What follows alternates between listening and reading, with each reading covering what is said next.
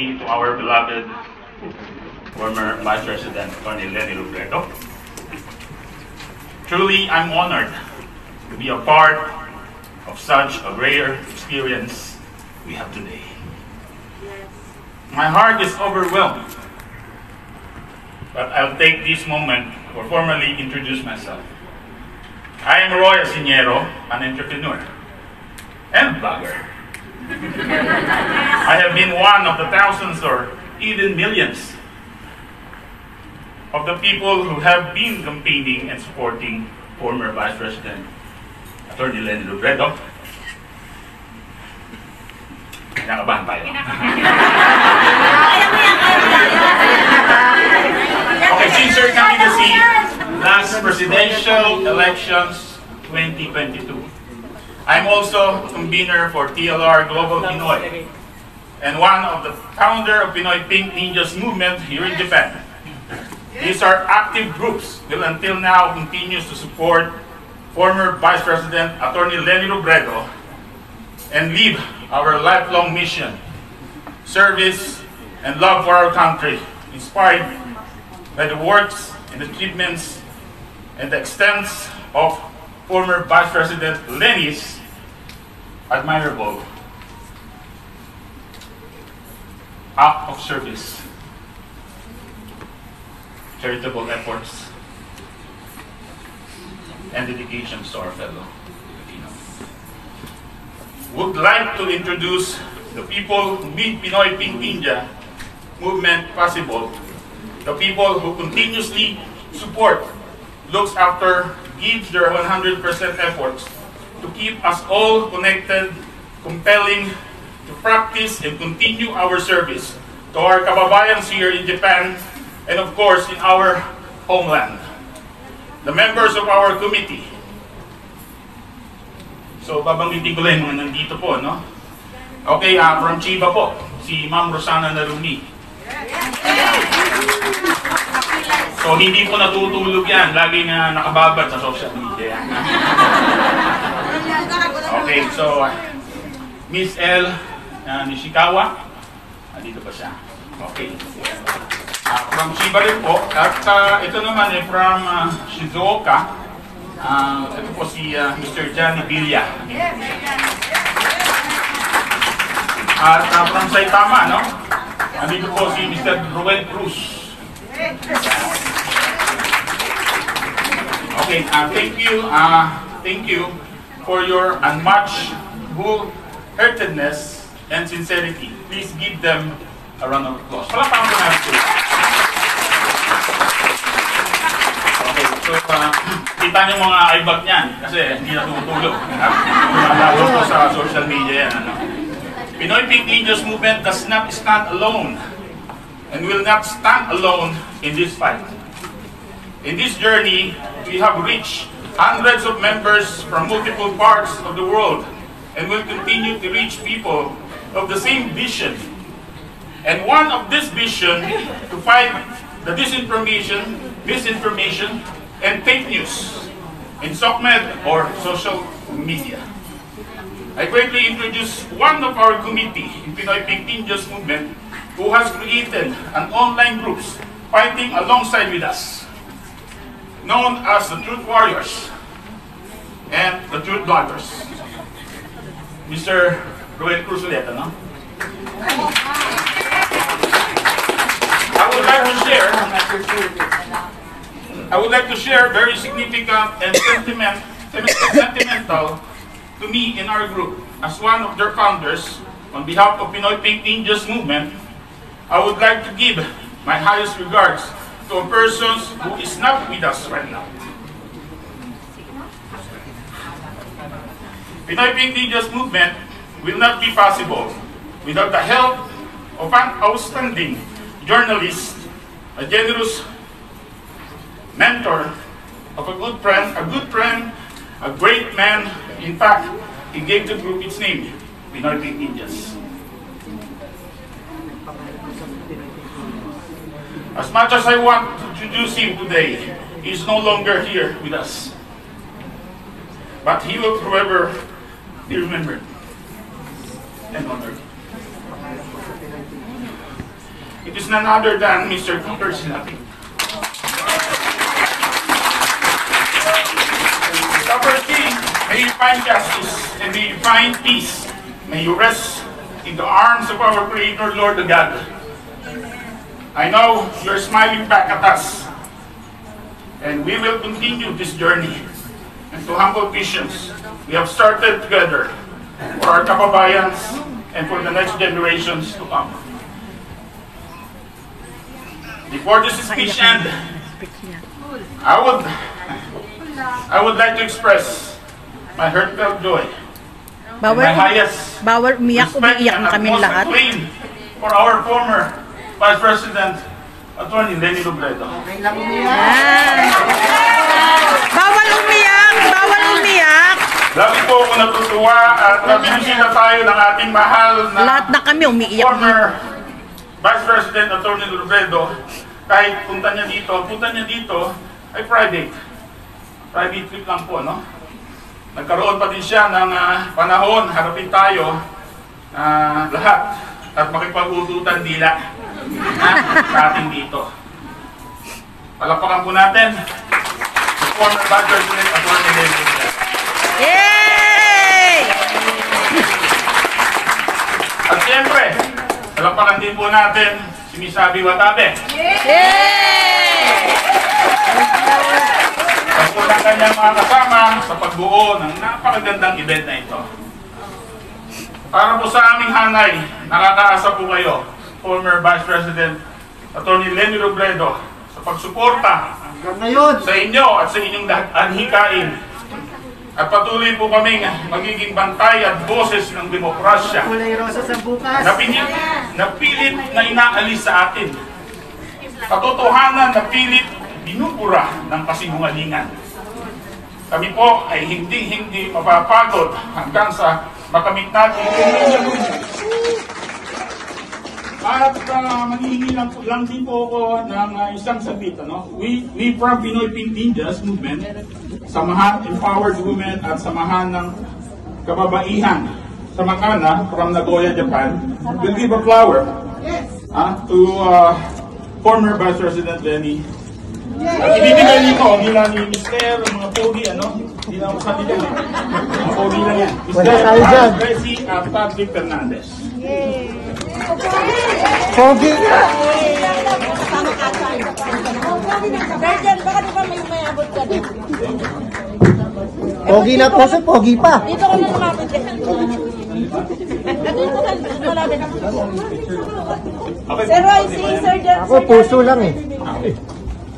Nagpapasalamat ako sa lahat ng bumuo din dito sa program na to. Yung mga singers, sina Michelle, Roan, and RD. Si Michelle, Roan, and RD. Si Father Edwin Carors, dun sa opening prayer. Mga migranteng Japan, Pinoy Pink Ninja, Yes. Magdalo Group, Love Team, at PLR Main. And maraming salamat sa mga kasama ko and kay Papa P, salamat. And syempre, maraming salamat, VP Leni. He is an economist, a lawyer, and served as the 14th Vice President of the Republic of the Philippines from 2016 to 2022. She earned her Bachelor of Arts in Economics degree from the University of the Philippines, Diliman, School of Economics in 1986. Then she proceeded to study law at the University of Nueva Cáceres, graduating in 1992 and passed the bar exams in 1997. During her term as Vice President, her office garnered the highest audit rating from the Commission on Audit. And that's for 4 consecutive years from 2018 to 2021. And her office was also recognized by Malacanang for its pandemic response programs across the country. Angat Buhay, her flagship program as the Vice President, is an anti-poverty program providing and coordinating support through multiple advocacy areas, namely food security and nutrition, healthcare, public education, rural development, housing and resettlement, and women empowerment. Prior to her political career, she was a researcher, a professor, and a practicing lawyer providing legal assistance to the marginalized. She worked as the coordinator of the Naga City-based Alternative Legal Support Group, Sentro ng Alternatibong Lingap Panligan or Saligan, and founded Lakas ng Kababaihan ng Naga Federation, an organization that provides training and livelihood opportunities for women. In 2013, she was elected as representative of the 3rd District of Camarines Sur and served for 1 term.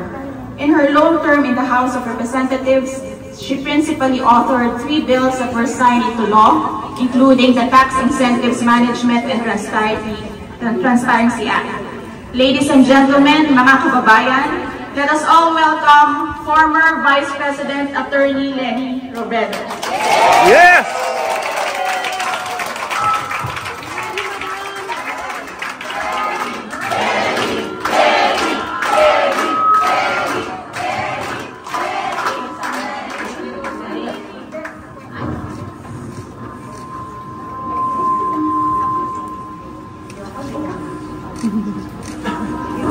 Maraming salamat.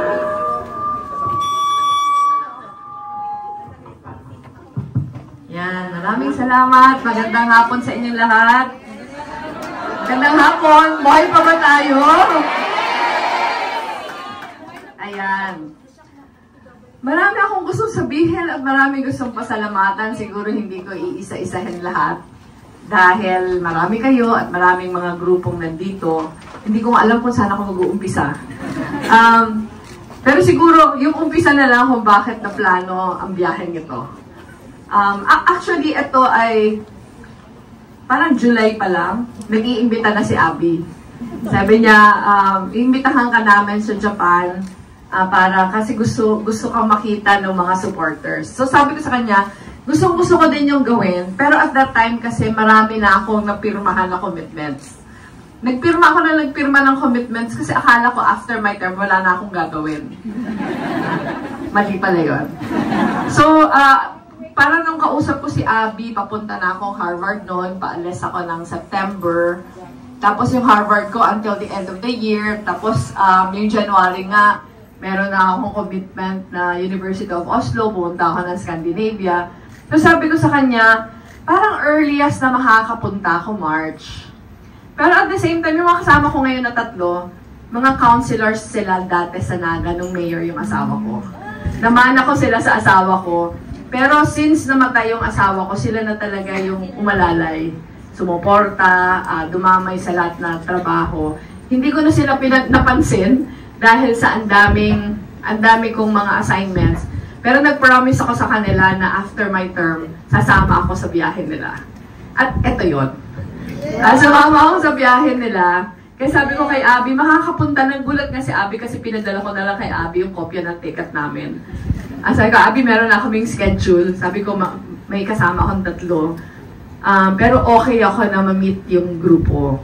Pero dahil may mga kasama ako, parang ang request ko kay Abby, simple lang muna. Sabi ko, wag na munang malakihan na grupo, pagplanuhan natin, pero gusto ko nang makita kayo para makapagpasalamat. At nagpapasalamat ako kay Abby sa pagpahiram sa atin ng lugar, sa pag-asikaso ng lahat na aasikasuhin, sa lahat na sakripisyo na ginawa nun. Pero alam ko na grabe na yung stress niya. Dahil papalapit yung pagdating ko, marami ng ibang grupo na nag-i-invite. And actually, in fairness kay Abby, lahat niya tinatanong sa akin kung ano to, isa-schedule ba to, pagbibigyan ba to. Pero ako, unang-una wala kasi akong time, kasi sobrang sandali lang nitong bakasyon na to. Pangalawa, nakisama lang ako. Pangatlo, hindi ko kasi gusto yung konsepto na maghihiwa-hiwalay pa tayo. Para sa akin, na understandable naman na iba-iba yung pinanggalingan natin. Halimbawa, yung mga nagsalita kanina, merong migrante, merong Pinoy Pink Ninjas, merong TLR Global, merong TLR Main, merong Love Team, iba-iba. And yung iba-ibang grupong yon, iba-iba din yung dahilan kung bakit na-form. Siguro marahil may iba't ibang paniniwala. Diba? Halimbawa, pagdating sa disinformation, halimbawa si Roy kanina nagsabi na talagang yung advokasya ng grupo nila talagang to fight disinformation. Marahil yung iba, pwede ding ang paniniwala nila, tatahimik lang sila. So, iba-iba. Pero ang punto ko lang, yung kampanya kasi, yun yung nagpakita sa atin na marami man tayong differences sa opinion sa natin. Marami tayong hindi pagkakaintindihan siguro sa mga personalidad. Marami sigurong samaan ng loob. Pero pinakita sa atin ng kampanya na mas marami tayong pwedeng pagkaisahan. Kahit marami tayong differences. So sa akin, lahat na dinudulog ni Abing mga request, lagi ko sinasabi, Abi, pwede bang isang okasyon lang? Pwede bang isang okasyon lang? Pwede bang i-encourage yung lahat na magsama-sama tayo? At ito, patuloy ko itong ipapakiusap sa inyo. Hindi ko ipapakiusap o hindi ko i-impose na maging isang grupo na lang. Hindi yon. Kasi hindi naman yon yung klase ng paniniwala na pinapaniwalaan natin. Ang paniniwala natin, mas empowering na klase ng pamumuno. Yung empowering na uri ng leadership sa governance. Na yung empowering, hindi nagdidikta yung boss kung ano gagawin.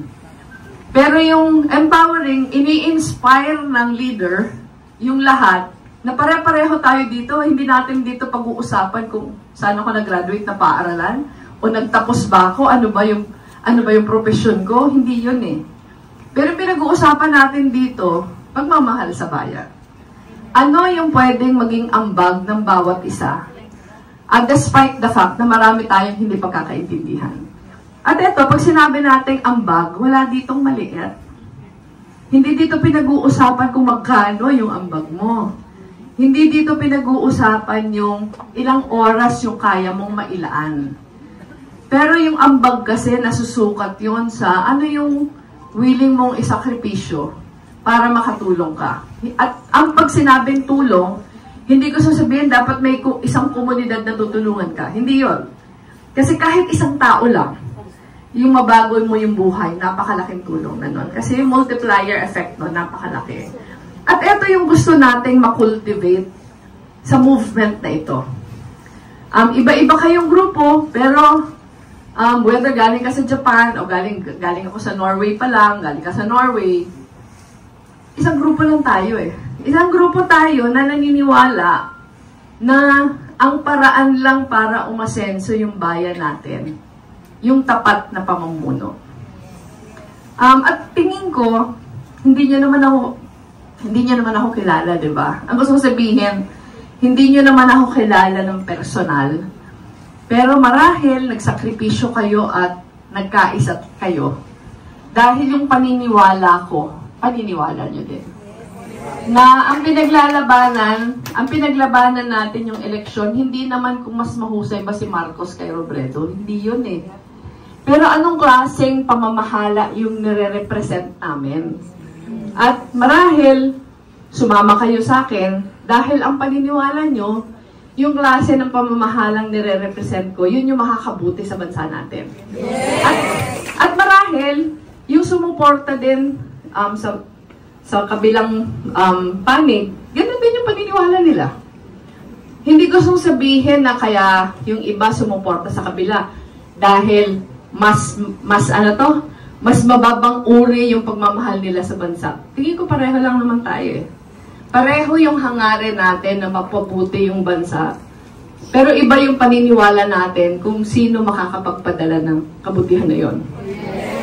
Siguro, ang paniniwala nila, yung klase ng governance na nire-represent ng ibang kandidato, yun yung makakabuti sa bansa natin.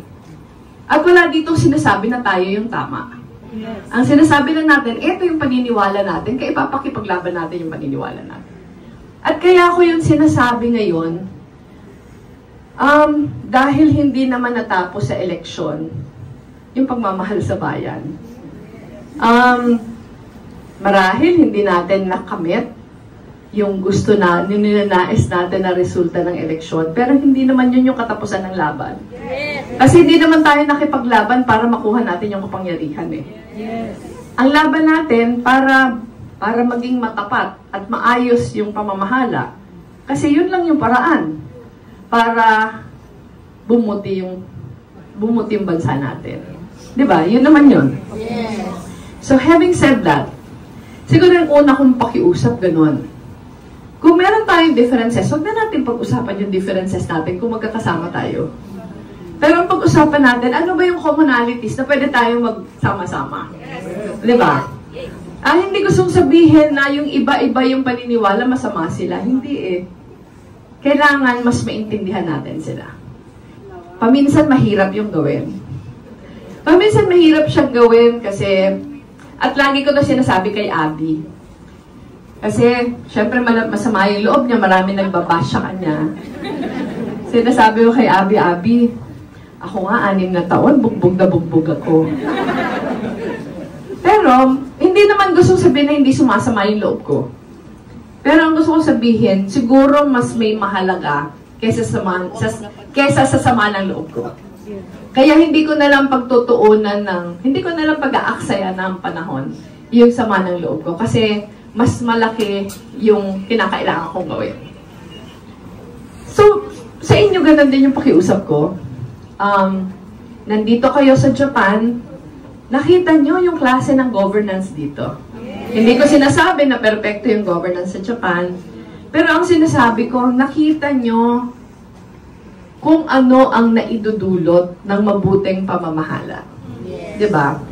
Kaya sa akin, parang you of all people should know na siguro naman pwede tayong mangarap.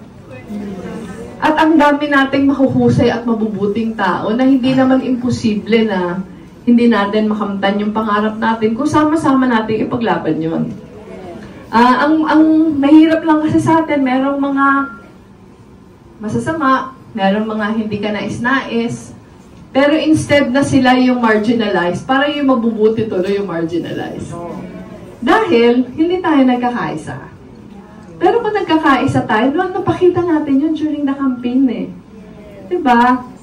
Ako hindi ko alam kung sino among you first time na na-involve sa kampanya. Sino ba yung first time na na-involve? Di ba marami? Ganon sa buong Pilipinas na merong mga, halimbawa, siguro nakikita niya naman sa Facebook, di ba? Ang daming mga naging active, kung ano-anong grupo yung mga nabuo. Isa sa mga pinaka-active na grupo na nabuo yung Doctors for Lenny. Nababasa niyo ba yon?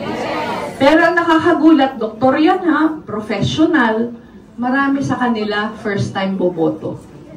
Kasi never na nagkaroon ng interest na bumoto kasi yung pakiramdam na wala namang saysay. Pero bakit ba ngayon, yung mga never naman involved sa politika, biglang naging sobrang involved? Kasi naniwala kayo na may kapangyarihan kayo as ordinary citizens. Ako, I don't think dahil yun sa akin. Siguro pwedeng ako lang yung naging mukha. Pero dahil yun sa desire ng bawat isa, na pwede pala nating baguhin yung bansa natin. Diba?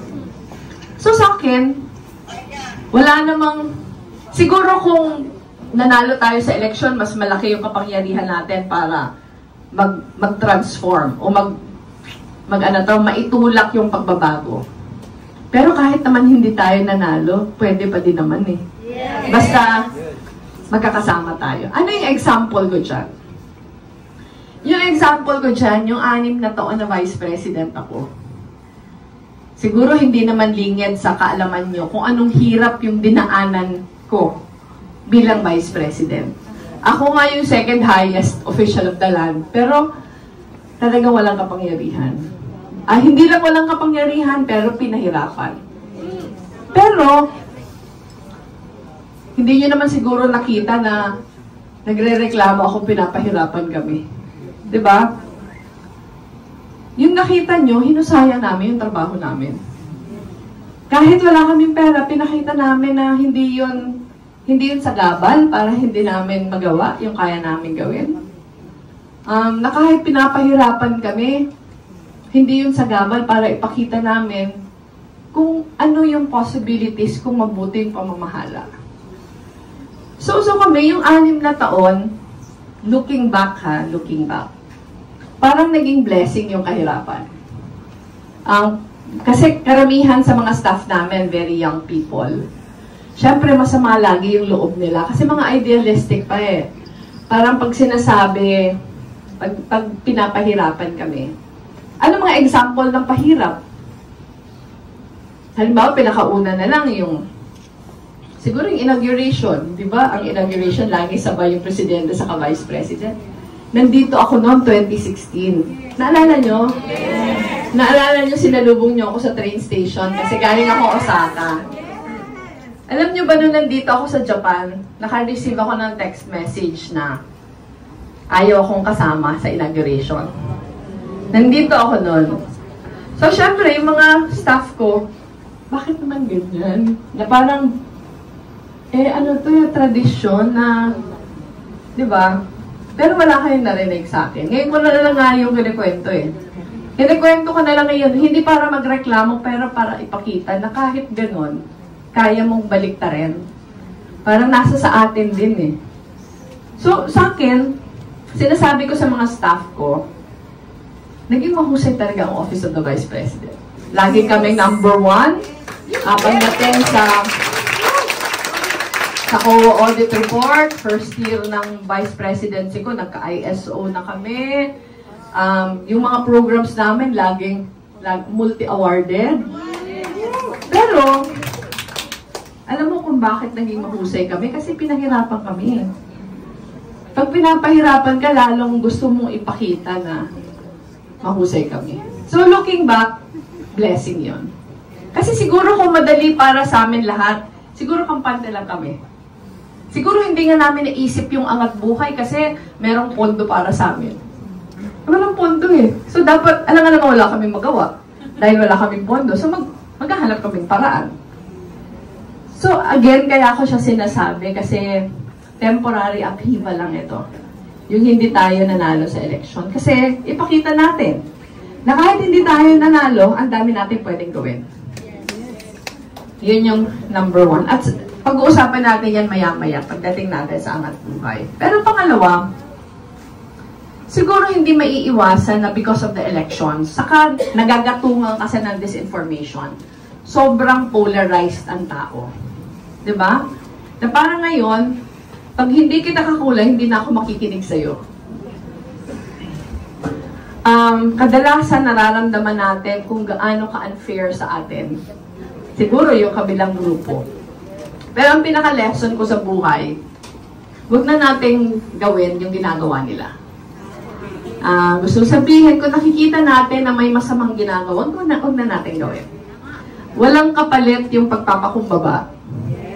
Walang kapalit yung pag-e-extend ng hand. Hindi naman tayo magpapaloko, hindi naman tayo magpapadala sa fake news. Pero gusto kong sabihin, kung naipakita nga namin sa Office of the Vice President dati, na kahit kami walang-wala, marami kaming nagagawa, baka pwede din natin yung ipakita ngayon. Na kahit hindi kami nagwagi sa eleksyon, marami pa din kaming kayang gawin.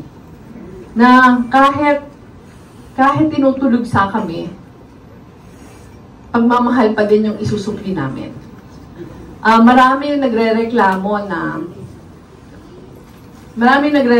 sa akin na, masyado ako mabait. Marami nagre-reklamo na, basta maraming reklamo. Yung isipin maraming reklamo. Pero, sa akin kasi karapatan nyo naman, Planuhin ang pamamasyal upang masigurong sulit ang inyong bakasyon sa Land of the Rising Sun.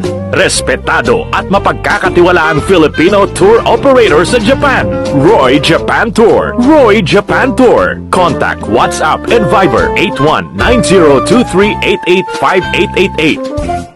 Mga kaibigan, kasama ko ngayon si Roy Aseñero, one of the best tour guide na Pinoy dito sa Japan. So make sure from Tokyo to Osaka hanggang Sapporo, ito yung gamitan yung tour guide, okay? The best, right? On time, pleasant, gentleman, true Pinoy. At alam niyo lahat ng mga kailangan punta dito sa Japan. So, ngayon ay Palm Sunday sa Manila. We came over here sa Tokyo, Japan. Kasama ko si Roy Japan Tour.